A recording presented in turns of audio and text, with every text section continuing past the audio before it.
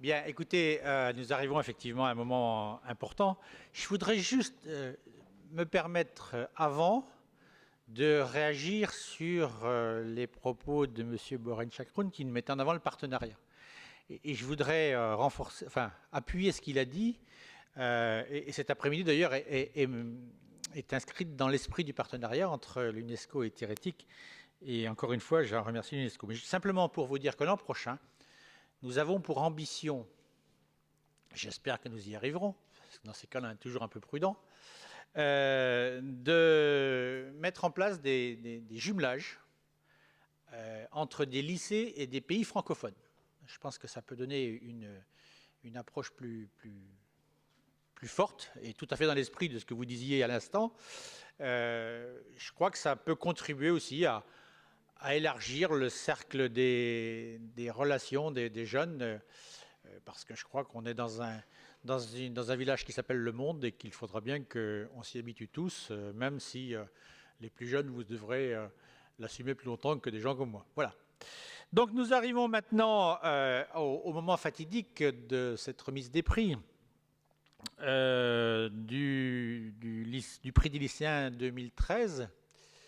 Alors je voudrais vous dire que comme à chaque fois, c'est pas moi qui ai fait le dépouillement, c'est pas moi qui ai animé les comités de lecture, mais que, comme à chaque fois, les scores sont toujours un peu serrés. Alors, mais ce sont les lycéens et les lycéennes qui ont choisi. Nous avons fait les additions, et puis il y a un nom qui est sorti. Alors, je vous rappelle simplement que les 3 lauréats, mais vous les avez déjà vus ou entendus à travers la petite vidéo. Jean-Louis Etienne pour Nouvelle Histoire naturelle aux éditions Jean-Claude Lattès. Pierre Feuillet pour Nos aliments sont-ils dangereux aux éditions Coé. Et puis Bill Lone, 50 plantes qui ont changé le cours de l'histoire aux éditions Ouest France.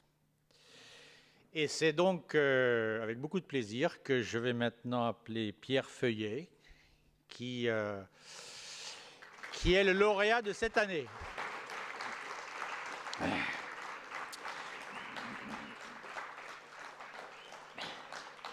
Avant de lui remettre son prix, je voudrais rappeler en quelques mots que Pierre Feuillet est directeur de recherche émérite à l'Institut national de la recherche agronomique, membre de l'Académie des technologies, ce qui a déjà été dit tout à l'heure, mais également de l'Académie d'agriculture de France, et que ses travaux portent sur le système alimentation, technologie et société.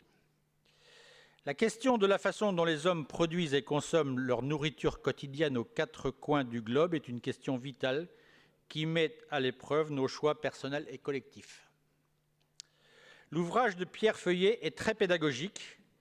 Il propose un tour d'horizon des grandes questions agricoles et alimentaires mondiales contemporaines.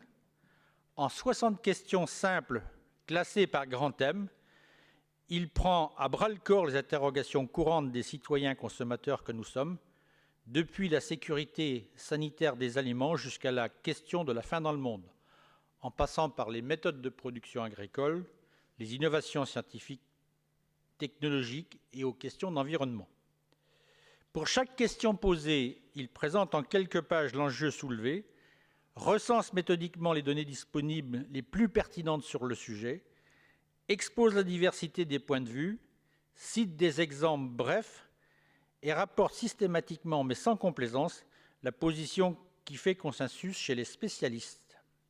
S'efforçant d'être impartial, il entend permettre à chaque lecteur de se faire un point de vue éclairé. Je dois vous dire également que Pierre Feuillet avait déjà fait partie des ouvrages nominés en 2009, mais dans le cadre du prix Thérétique des lecteurs, puisque nous avons un prix des lecteurs et un prix des lycéens.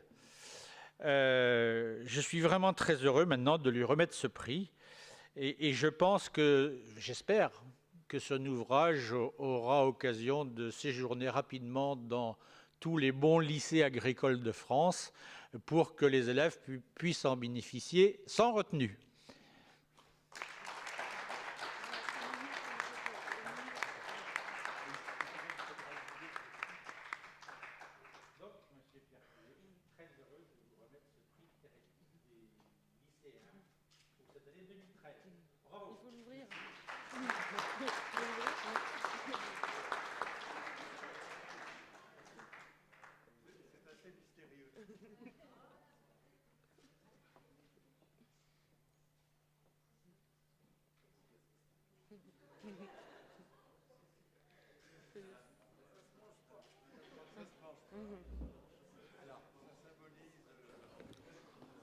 On peut peut-être dire ce que c'est. Hein. C'est fait par une artiste d'origine chilienne, qui s'appelle Manena. Et donc le bois, c'est de l'ébène. Hein, et vous avez une sphère dessus qui est en terre, mais qui est faite avec une technique japonaise qui s'appelle le raku. Et vous avez 4 petites graines en or. C'est ça qui a le plus de valeur. 4 petites graines en or différentes qui représentent 5 petites graines, pardon, qui représentent les 5 continents. Voilà. C'est un très bel objet et qu'elle a conçu spécialement pour Thérétique. Et donc tous les prix de Thérétique ont cette forme-là. Et 5 céréales, exactement. Exactement.